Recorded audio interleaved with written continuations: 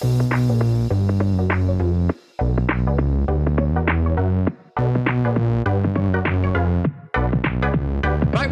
another episode of Chris and Dave's Reality Cast. I'm one of your hosts, Chris Phelps, and my co-host and very good friend is Mr. Dave Horrocks. Hi there, Chris, and hello to our listeners out there. Welcome to Chris and Dave's Reality TV Cast. We are covering Love Island UK Series 8, Episode 35. Now again, Chris, a little bit of a quieter episode, but plenty going on. Where would you like to start? Well, Dave, I wanted to address something, and it's a delicate situation, and I think we've all got a perspective from this, and I'm sure there may be people agree or disagree with us, but Jack's obviously with his behaviour, there's been a little bit of press about his family have come out who control his Twitter page and said that you need to leave him be, basically quoting some ADHD stuff. Now, I know firsthand with stuff like that, Dave. I'm sure you've experienced it yourself. I'm not trying to put words in anyone's mouth, but with ADHD, it's a real fine and delicate subject. And it's something, thank God, that's in the public zeitgeist now. It's out there. And I don't mean to be too serious in that, but I find it really difficult because I'll be honest, right? And this is genuinely honest. I've asked to be checked for ADHD about 7-8 months ago, but because of the NHS, the backlog and that, not that there's anything from it, and we've discussed it, it's more just to give me a bit of clarity on some of the ridiculous things I do. Maybe not say, Dave, we'll not go into that about the podcast, but but there is things there that I have traits of. So I'm looking into it, and it's not a I am right and he is wrong thing. But what I found difficult to believe with that is he's obviously, if he has ADHD, and if they're using that as an excuse, it's fucking terrible if it's not true. But if he has ADHD, he's obviously never been told no because he thinks his fucking stupid behaviour is a pass. Now, it's not been mentioned at all or anything like that. And the tears were here tonight and everything. But I just found it a bit of a cop-out, if I'm being honest, Dave. I find it, why has he come on the show? Why did his family let him put himself in this situation if they knew he was going to be so blunt and such an arse and cheat and, just completely be, if this is true, completely unaware of his surroundings? Why would they put the guy in these situations? Because when you've got ADHD and things like that, there's different forms of it. Sometimes you just say what you're thinking, which could explain some of the outbursts without a doubt, but also there's other traits to it as well. And I don't know, I'm finding it very hard to believe that is genuine. And that is not to disparage anyone who's got ADHD or anyone who disagrees with me. I just find it bullshit if I'm being completely honest. Look, he could have ADHD. I don't see what that's got to do with his shitty behaviour, to be honest. That's what I was trying to say, really. You're right. Yeah. That's what I was trying to say. Yeah, but I think the words that you were saying, it sounded like you were calling bullshit on his ADHD. A little bit, yeah. Is that not what? Yeah. Oh, right. That is what you meant? Yes. Yeah. All right. Okay. See, I can believe that he's got it.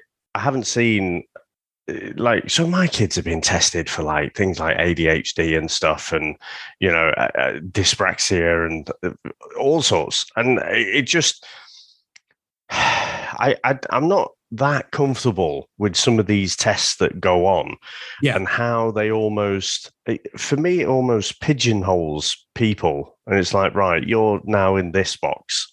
So we need to put a little sticker on you and treat you this way, and I think certainly my daughter she got this label and she was sort of treating it like it was some disability.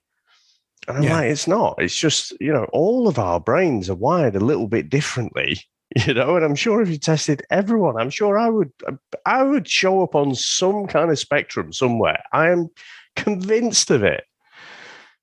But that doesn't give me a pass for being a cunt. I do that on my own accord. Thank you very much. A great way of putting it, Dave. Well, I think that answers it. He's just being a twat, isn't he? Yeah. I don't fucking care if he has got ADHD. For me, that doesn't equate to his shitty behaviour. I just think it's complete immaturity. He's not been called out. He's been getting away with serial cheating. He's going to get away with it here as well because Paige is going to let him off the hook at some point. Definitely. Absolutely. Yeah, 100%. So he's going to get away with it again. So he's just, anything that he does, anything good that he does, you literally see that he's been advised, do this, because that'll make it better. Even when he brings a coffee, He's like, brings a coffee, but then he's like, well, you can take it or not take it. I'm not asked. Yeah. It's like, for fuck's sake, there's just no humility or anything there.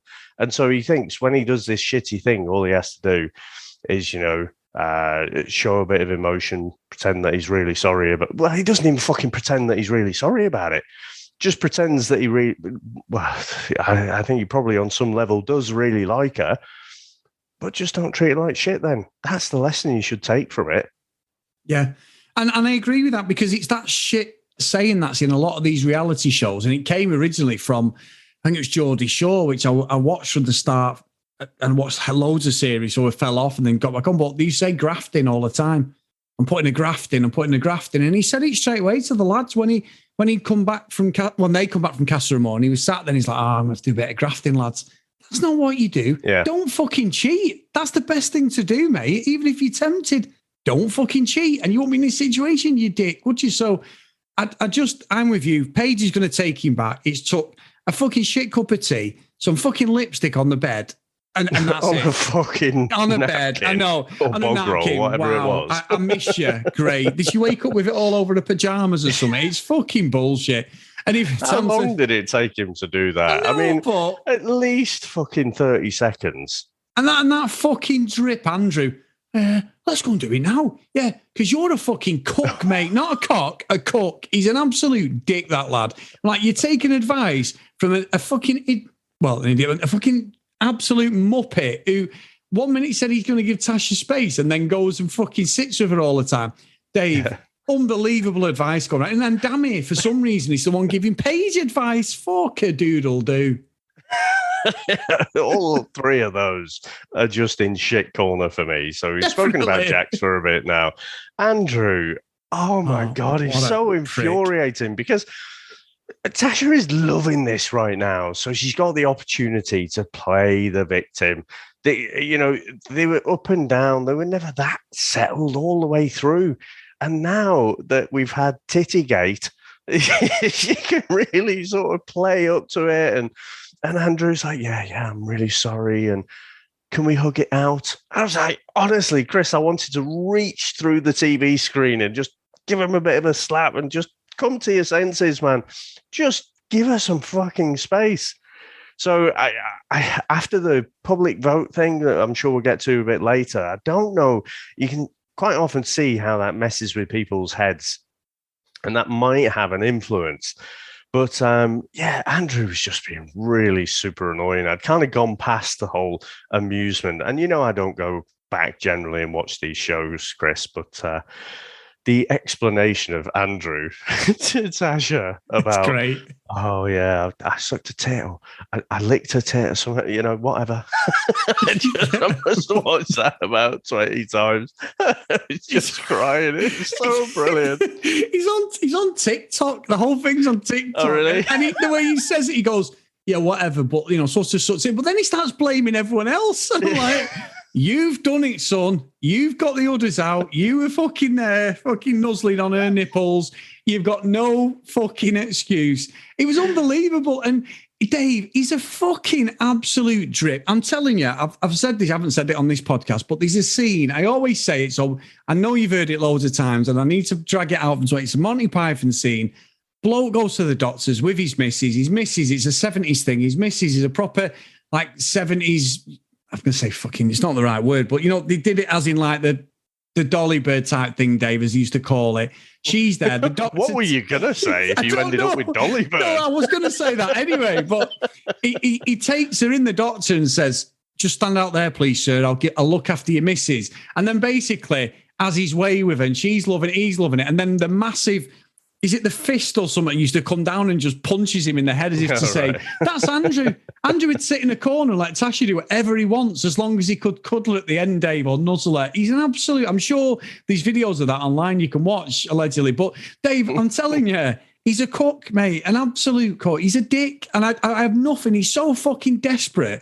I'm like, you are putting all your eggs in the wrong basket. And like you say, Tasha is loving it, Dave. She wasn't innocent in all of this, but because he continually keeps apologising and fucking going, oh, I'm really sorry. He's like, she has got all the power. And everywhere she turns, she's breaking out in the fucking tears. Like, it was Ekin-Su, who's one of the other girls. I was like, I don't care about any of them. And then fucking she's there with Billy in bed. She's saying, I'm a bit confused. I don't know what to do. I'm sure there was a bit of a fucking milkshake going on there, Dave, but there you go. Davide, though, he just calls it out. He's like, look, you're sleeping on the day beds and she's cuddling up to Billy at night. Yeah. I don't think, I just love his honesty. He just comes out with these brutal truths, but because he delivers it in that Italian accent, he kind of gets away with more than probably other people would. But I do think that Andrew, like I say, Andrew and Tasha and Coco, I put them all in the same bucket. They're all looking for this event, to get something out of it. But, Andrew just needs to learn sometimes just apologize, but then you've just got to walk away. You've got to apologize unreservedly, and then that's it. Don't be trying to say like, oh, it was because of this, because of that, and fucking, who cares? It's been done. I still think it's an utterly bizarre detail to release, from Coco. I just think it's just that it's so specific. I'm sure there was more than the actual tit sucking that was going on, but she's put that out there on purpose. And then when Andrew was talking to Coco, and he was saying, I was a bit annoyed at the time, the way it came out. She had this smirk on her face, and she was like, "Oh well, the truth always gets out." And I'm like, does it? Does it? Like, if you're a bit, frisky between the sheets, does the truth always get out? I'm not sure it does it? Yeah, I mean, know. if you get with someone, that truth comes out. But I don't recall many occasions where I've been discussing with mates or something. It's like, oh yeah, we were a bit intimate, and I was sucking her tits. Maybe if you were 12 or 13 or something, Dave, I don't know. But like Jay from the In-Betweeners. Yeah, I was fucking right there. With the mum, the sister, the gran, everything. I'll tell you. Down the caravan side.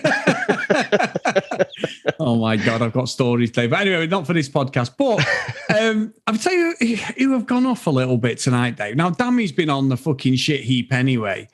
But India, she's not putting herself in glory. She's falling for it. Dammy's chat is shit.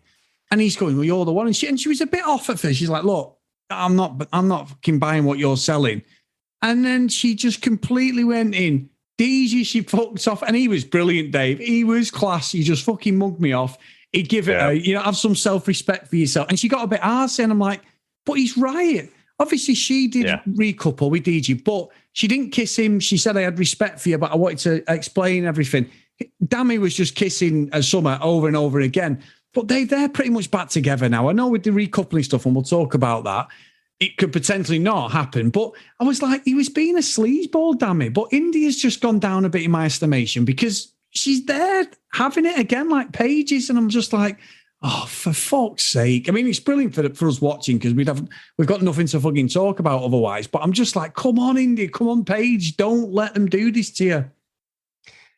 Yeah, the India one, that switch did happen really quick, didn't it? And I like the way DG dealt with that as well. And Chris, I have to say, the Casamorians have fucking had a bit of a shit time of it, haven't they? Casamorians, he's fucking gaining traction. That they have had a shit old time of it, and Paige seemed genuinely distraught with the whole thing that when the stuff with Jax came out. We haven't really seen the same thing from India, and it's almost like it feels like it could be pre-planned. Yeah, just because he's not. Or maybe it's all happened off camera and we've just not seen it, but he hasn't done that much to apologize. And like the first night he came back, we heard India say, "Well, he's not spoken to me," and it was only when I can't remember who said, but. It might have been Jax or Luca or something that was saying about, India might still be interested. And he was like, oh, all right then. But then he was, before that, he was all fucking Bertie Big Bollocks, wasn't he? He was like, oh, summer's not over.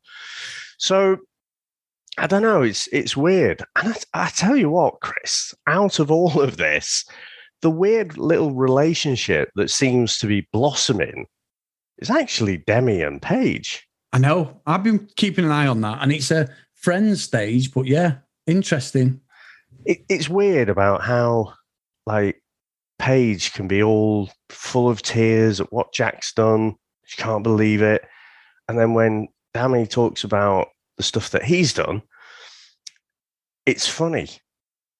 You know, and I'm sure I don't want to go over old ground because I think I called that out yesterday, but it's weird. She just switches and she finds it really funny. And it's like, well, it's almost like Dami's telling you what Jax had done. Dami coupled up and was kissing people on the first night, wasn't he? So all the way through, he had fucking great 5 days. No one enjoyed Casa more than Dami did. So it's weird to me how Paige does find that funny, but she does seem to.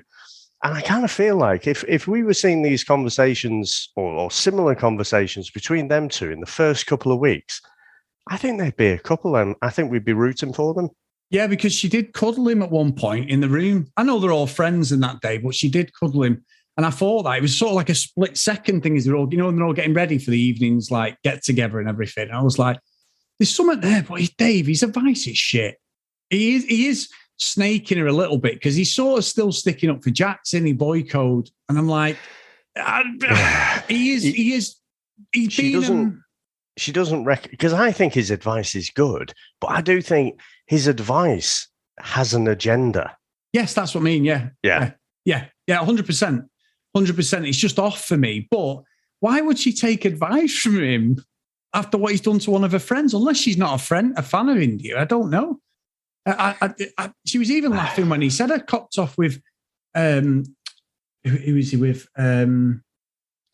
Summer, when he was with Summer. Yeah. And even and she's laughing, going, "Oh, damn it!" And I'm thinking, "Hang on, you're going mad at Jake here for doing the same," but it's all funny because he's, and I'm thinking, is there an ulterior thing there we've not seen? I don't know. This is just me surmising there, Dave. But it seemed a bit off. But I tell you what, Dave. I was really upset with tonight. Actually, I actually had brought a tear to my ear. It was that bad, Dave.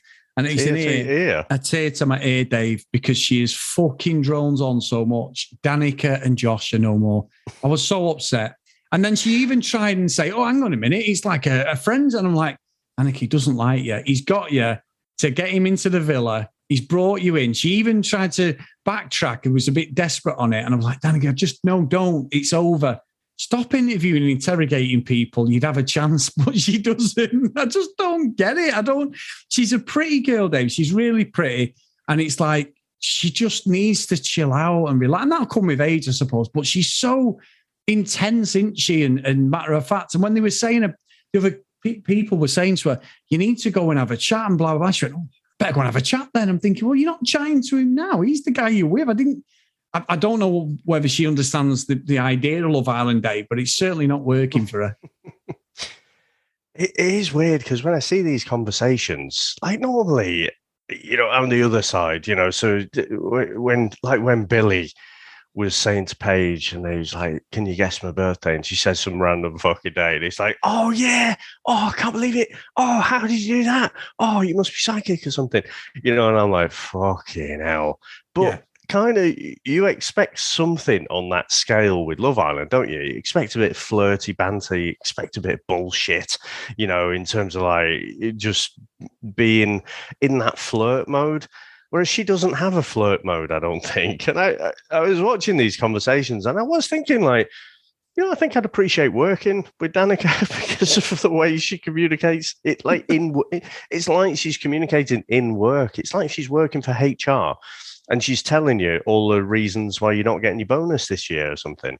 It's something about the way she speaks, and it's a strange one. I don't think I've seen it on this show before, but it is fascinating because I can't, other than drawing analogies to work, I can't really put my finger on it what she's doing wrong because, like you say, you look at her and you're thinking, God, boys should be falling over themselves, but then it's just something I think about the way she communicates that just switches people off. Yeah, I think so. And that's a good segue that day for the the last person I want to talk about is this little thing with this Billy again.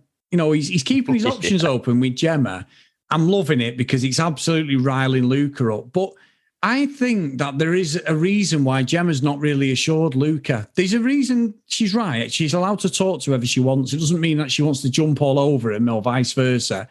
But I do think, Dave, that she's getting a bit of the ick with Luke. And I think she wants to try and show him that you've got to stop being so possessive. So I don't think she's reassuring him for a reason. I think she's almost looking for a way out because not that he's Billy, but I just think she's sick of that possessive way he interrogates her when she's had one conversation with a guy. Someone says to her, "Can you pass me the tomato sauce?" Hang on, why didn't you ask me? You know, he's always looking for the bad in the relationship. Maybe he's been really hurt. I mean, judging by the stuff we've read about him, he's a fucking serial cheater. But sometimes it's the ones who cheat like that have been hurt, so they do get in there first. I don't know, but it just felt like she was trying to teach him a lesson to say, look, will you shut the fuck up interrogating me? You're going to ruin this relationship without actually having that conversation with him. I could be wrong, but that's how I saw it. Yeah, I think she's just coming to the end of her tether with him a little bit. Yeah. She's just like, you know what, he's been giving off these little red flags, and I don't think she's picked up on all of them. You know, even going back to the whole conversation, you know, when Dammy was doing his mind trick thing, and he was guessing that Gemma, you know, might couple up with someone else. If Mr. Perfect for her walked in, you know, would she entertain coupling up? And she said something like, "Yeah, you're not wrong," or something like that. And then he was sat there in the corner with a sulk on. And, you know, when he eventually confronts her, he is a bit arsey. He's showing himself there. But then she's like, well, if you're going to be a dickhead, I'm going to walk off then. And then he's like, oh, where are you going? You know, and he switches. He puts the face back on and he goes into, well, it's all just, yeah, it's fine. It's a bit of a joke in it. I'm a bit of a lad. And I just don't think he can keep the mask up for that long. And I think she's just getting a bit fed up with it because she doesn't suffer fools gladly. No. And I think, you know, the whole thing with Billy, I thought Billy knew exactly what he was doing as well, because he was going on about, oh, she said something about friends can't hug or something like that. And he gets a bit closer, you know, and he's like, oh, why? It's like Luca, meanwhile, is stewing, watching it all. And, you know, she's picked up on, can you see where the the beanbags are, you know, and their positions so he can keep an eye on her. She's not going to put up with that. Now, will they be able to keep it going for the next few weeks until the end of the show? Maybe. But at some point, she's going to see through it and that he's a bit of a possessive type. Yeah, I think so. And Dave, it's brilliant in it because in Discord tonight, we're all like, oh, this is what we need. And you did get called out, Dave, as the one who loves the most. Oh, I did. I think I called myself out. I was like... you read into something I'd not even seen tonight. And I was like, holy shit, your mind works. Even me, Mr. fucking... jump in there with my hobnail boots. You really were so the way you pulled it apart. I was like, holy shit, this guy's fucking unbelievable. Not that I say that much about you, Dave, but you know, it's unbelievable what you were thinking. I was like, that is so fucking clever. Honestly, it was good, mate. I actually doffed my cap to you. I don't actually remember what it was, though. I thought you was talking about the inappropriate thing that I said. Oh, no. No, we don't say them on the podcast, Dave, but there you go. It was I don't know if it was the Billy thing or something. It was something he said and I'd not seen it. And I was like, oh, he's so right. It was to do with bringing the drama. It was excellent. Anyway, I'll give you that, mate. Well, I'll take the credit, even though I have no idea what it was for. You know, but seeing as we're dishing out a bit of credit, Chris, you know who my favourite couple is right now? I know who they are, Dave, because of the mine as well. They're the only ones left, aren't they? No. But Davide and Ekinsu, you just can't argue right now. They're having a good time of it. Now, come movie night, Chris, whether that is tomorrow or the night after, and we see a little bit of what happened with George, that might not continue. But right now, I think they're looking pretty good. I do. I think they are, to be honest, Dave. Right, listen, Dave, we've had 3 emails. One of them's a cracker. Well, they're all crackers, to be fair. I shouldn't say that. They're all crackers. But First one's from Zoe, Dave. And she's put, hi, Chris and Dave. And it's entitled, You're Welcome. Love the podcast and really enjoy our banter on Facebook. But this is my first time emailing. I thought I'd turn my hand as a criminal intelligence analyst to something far more important than crime rates here in Queensland, Australia. Present you with a graph predicting which movie night reveals will cause the most drama. You're welcome. I admit to being an early reality radar skeptic, but I've been impressed with your accuracy since Davide and Ekinsu recoupled. Shame then that it'll all go tits up when movie night hopefully reveals Ekinsu giving George a nocturnal happy ending. Speaking of tits, I've separated the now infamous tit sucking into sucking of both tits and one tit. And as there was some conjecture by Luke and the boys as to the exact nature of said sucking, I'm especially hopeful that Cheyenne commenting on Jack's Woody in the pool is revealed, because it might be the final straw for Paige if she's wavering by that point. I've included the now obligatory separation of snogging in the bed and out of the bed, as Islanders all appear to agree that in the bed is the greater offence. I've also included the new category of snogging in the pool because, according to Tasha, this is also worse than just plain out of the bed snogging. Anyway, guys, hope you enjoy the graph and keep up the awesome work. All the best, Zoe. So, Dave, I'll put them in colour. So we'll start with the least, offensive. So snog out of the pool is in light blue. I'm going to put this on Facebook, by the way, guys, as well. Snog in pool, based on the Tasha rule, is a little bit bluer, Dave. Snog in bed, we're getting sort of, unfortunately, Manchester City blue. Getting erection in pool is a proper navy blue. Nipple licking, one or both, is yellow. Sucking on tit, singular, is orange. Well, almost a gold colour. Sucking on tits, plural, is orange. And under the cover hand job is red. I dread to think if it goes any further, Dave, we're going to end up blowing the page up. But there you go. So that is amazing. Thank you, Zoe, for that. Yeah. You know what I keep thinking of when we get to the whole sucking on tits thing? It's like, you'll have seen American Pie 2, and the girl who... Yes. No, not the bit that you're thinking about, but where he's taking lessons off the band camp girl, and like she's trying to teach him and stuff, and she's talking about, she says like, "Can you grab my breasts?" And then he just does it like he's examining her or something. And then he's like, does it matter, like clockwise, anti-clockwise? It's like this kind of lesson type thing. I don't know why. I just keep thinking of that scene when, especially when I hear Andrew trying to explain it away. It's unbelievable. And you're right, Dave. Right. You were thinking of now you. One night in band camp. Yeah. Anyway, right. So the next one is from another first-time emailer. This is from Matilda. She put, hi, I'm from Sweden. I finally found your absolute amazing reality cast and I can't wait for every episode. Love Island is like a drug. And even though this season is total rubbish, I'm stuck in this freaking mess. First of all, I agree with everything you say about Jax. She spelled it 3 different ways. I fucking know, yeah. She's put, I fucking know. I miss you, honey bun. Come on. He didn't even come up with these gestures himself, that loser. I see all of the girls grafting back and my stomach hurts every time. And also, one of the most toxic person in there just floating around is Luca. He's the worst friend. His support to everyone sucks, and boyfriend of all Love Islanders, and he can stop making faces to Tash. This is not Love Island anymore. It's Kindergarten Island. Love what you're doing. I'm so happy I finally have a reason to keep watching. Best regards, Matilda. So it's another cracking email. Yeah, absolutely. It's Kindergarten Island. And you know what, Chris? Fucking love it.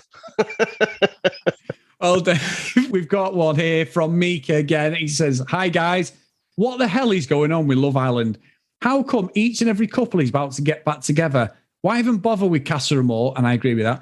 Why are them people still on the show? The only one still involved in some kind of storyline is Billy. The rest is furniture.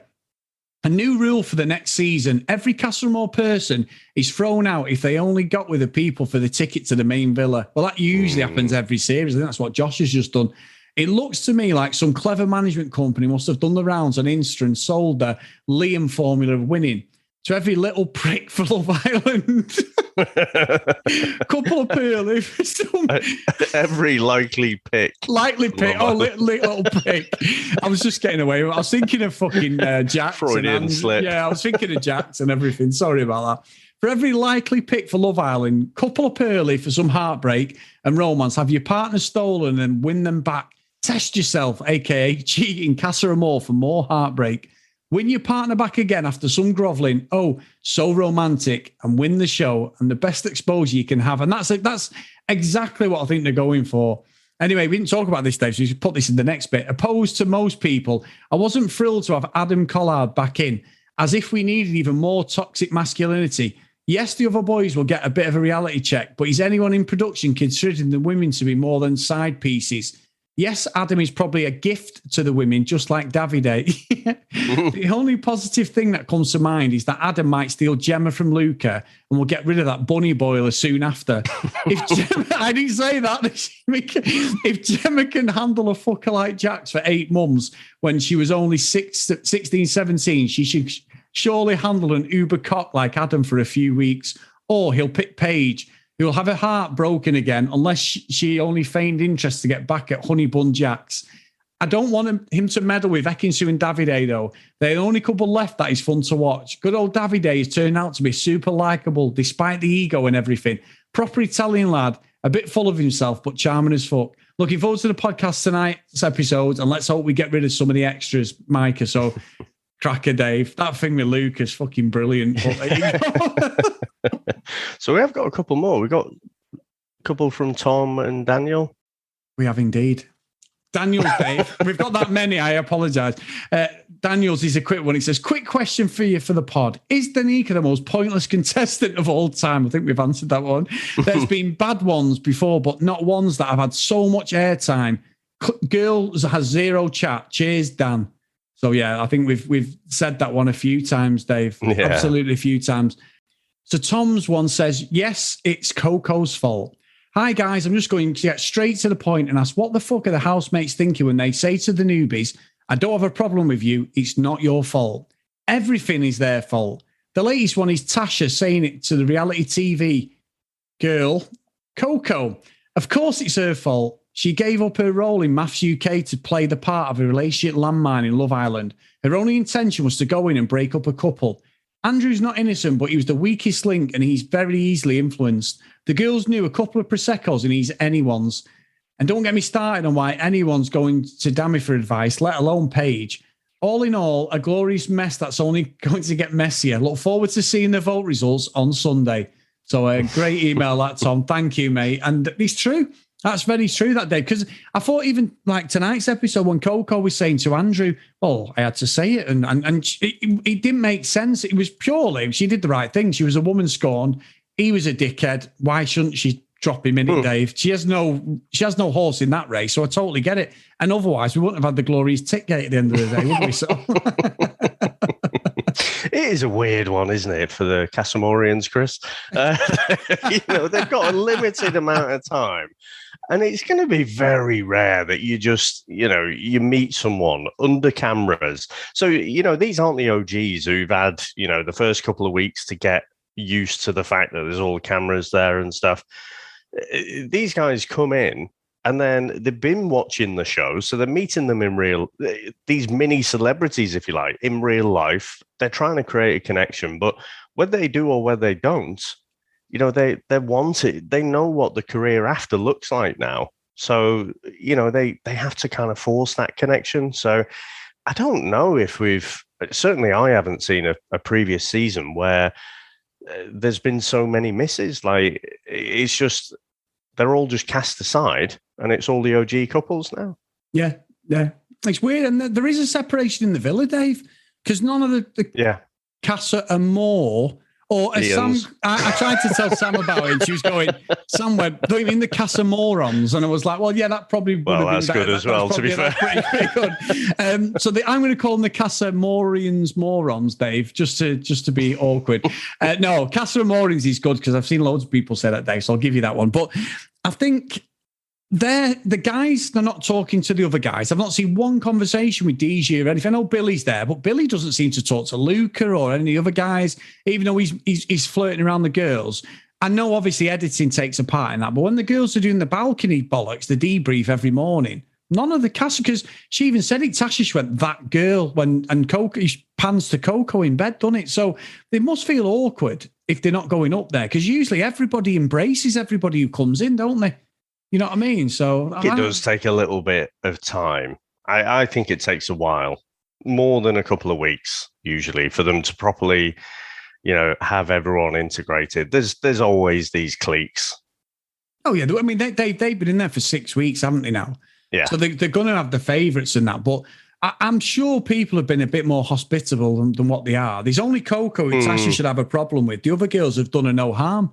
So I didn't pick up on it. And the guys as well, I watched some of the extra stuff. I didn't watch it properly, but there was a few bits where they were all interacting a little bit as well. So it isn't all thingy, but the way they've painted it is like there's a real separation between everyone. So if you want to get in contact with us, get over to patreon.com/CD Realitycast. If you want to email us, cdrealitycast@gmail.com. And if you want to follow us on social media, @CD Realitycast. And also get over to Facebook, Chris and Dave's Reality TV Cast, and get over there, join guys, and just get involved in the chat. It's some really, really good stuff. And I promise we're going to get this storefront in Australia sorted. There's been a few problems. Lorraine's been trying a few times to buy one of the T-shirts. And I did a video today to try and make it, so it worked. And it did seem to work my end, but it's not working on people in Australia. So I think we're just going to bite the bullet and open a completely different store so you can get the merchandise. So apologies, but it is coming, guys. So today's roll call of honour is Kent Gustafson, Lucky Louie Green, Lauren Haley, Hennessy Susan, Priscilla, Dee Dee, Libby, Helen, Joanna, Amy, Noreen, Jacqueline, Neve, Brianna, Helen, Keith, Michelle, Gillian, Tom, Zoe, Kristen, Maggie, and Gavin. So thank you so much, guys, for all your support, past and present. We really appreciate it. Brilliant, Chris. So thanks very much for indulging me in some chat again. And thanks everyone out there for listening. And we'll speak to you next time. Bye.